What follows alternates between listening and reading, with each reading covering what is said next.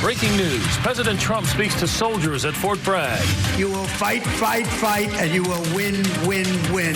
What he said about the name change for the post, pay raises for soldiers, and the chaotic protests in Los Angeles and around the country. Immigration bill protests. The crowd of protesters is growing here outside of the General Assembly. We've got a live look at the heated debates on the Senate floor. June feeling like July. The big summer heat on the way, and who could be dodging raindrops this evening and for your Father's Day weekend. Now, breaking news from WRAL. Coverage you can count on.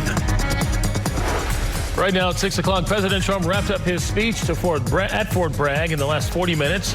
He spoke in front of thousands of troops and their families. This is during the Army's 250th birthday celebration on post. Some news coming out of that event. The president said he is restoring the names of at least 7 more Army posts. He announced $1 trillion going to the armed forces. He also addressed the protests in Los Angeles, applauding the troops, ICE agents, and LA police officers. Thank you for joining us. I'm Gerald Owens. And I'm Lena Tillett. Take a look at this video here. This is some of the video coming out of the military demonstrations that took over the skies today. You see it here. President Trump here in the middle observing it all. Paratroopers jumping from planes, troops descending from military aircraft in a dynamic show of military force. We have live team coverage of this major event playing out at the nation's largest Army installation, Fort Bragg. Let's begin with WRAL Sean Gallagher joining us live on post. Sean?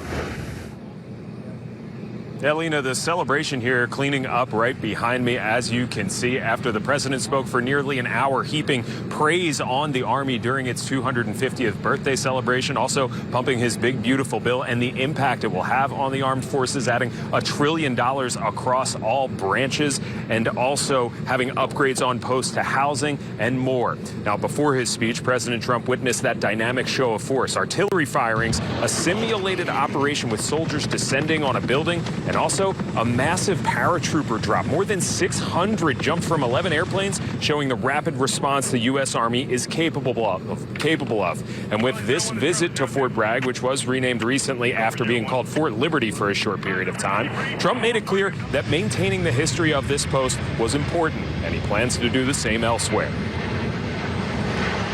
We are also going to be restoring the names to Fort Pickett, Fort Hood, Fort Gordon, Fort Rucker, Fort Polk, Fort A.P. Hill, and Fort Robert E. Lee. And in addition to celebrating Fort Bragg and the military as a whole, President Trump spent a long time talking about the violent protests going on in Los Angeles, protests that have become destructive. But they proudly carry the flags of other countries, but they don't carry the American flag. They only burn it. Did you see a lot of the flags being burned? They weren't being burned by people from our country or from people that love our country. People that burn the American flag should go to jail for 1 year.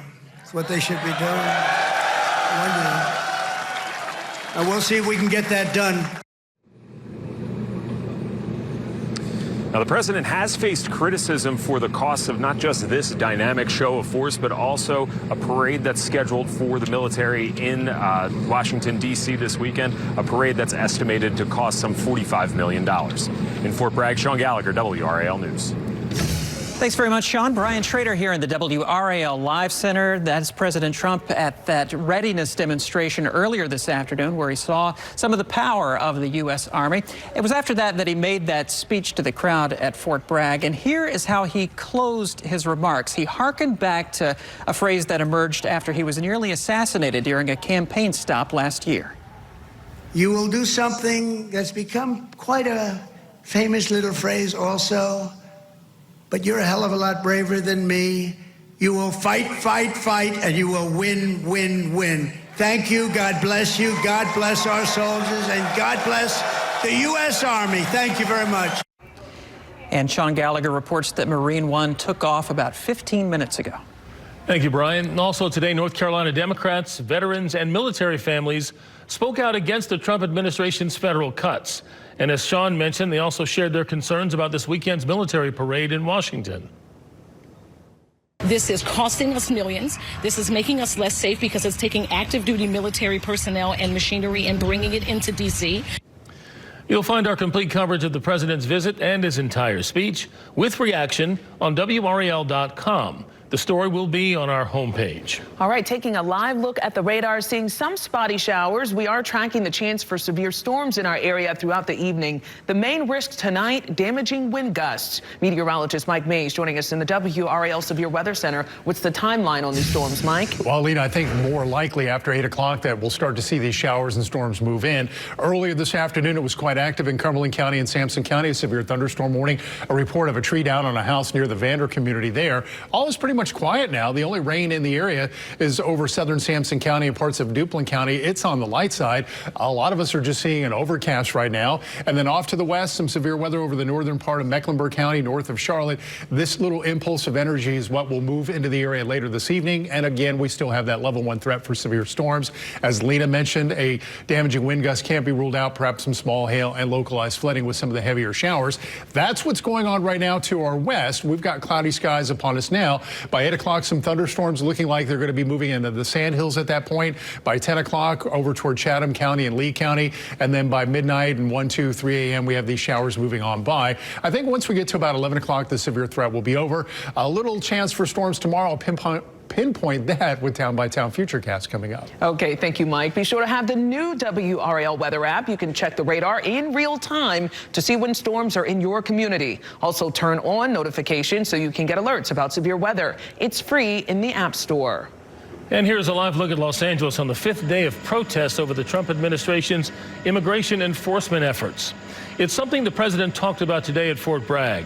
In the last hour, California officials requested an emergency order to bar the Trump administration from using the military for immigration enforcement in Los Angeles. We're also following breaking news in downtown Raleigh. Dozens of protesters marching right now from the state legislative building as state lawmakers passed a bill cracking down on undocumented immigrants in North Carolina, including people who have not been convicted of crimes. WRAL's Eric Miller is joining us live in downtown Raleigh with those protesters. Eric, tell us their message this evening. Alina, just within the last few minutes, most of the protesters that we were seeing, they finally wrapped up that march, those chants. But you can see some folks still left behind here, and the signs literally pointing to the bills that brought them here today. House Bill 318, that amends a law from last year requiring sheriff's offices to work with ICE. But Senate Bill 153, this one right here, this was the bill that really had people fired up today.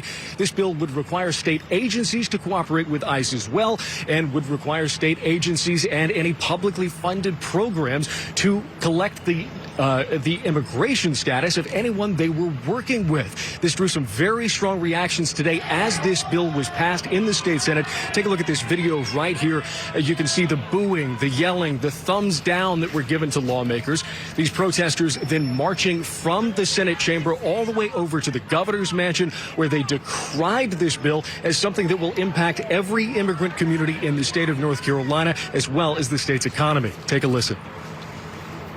We are here demanding that Governor Josh Stein veto this disgusting anti-immigrant bill.